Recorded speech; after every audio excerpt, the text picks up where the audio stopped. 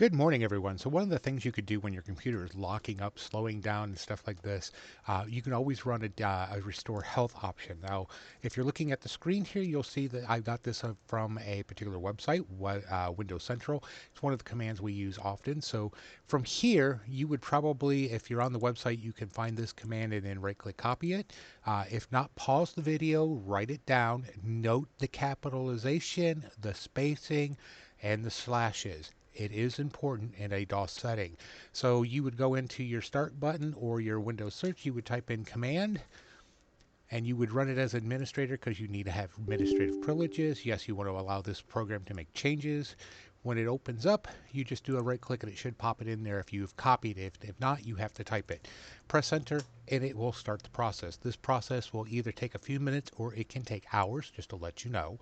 Um, but it does take a while for this process to go through. So if you have already done your check disk, you've already done your Crystal Disk hard drive check, you've already done your um, system file checker, this is another tool that you can use to hopefully speed up your computer.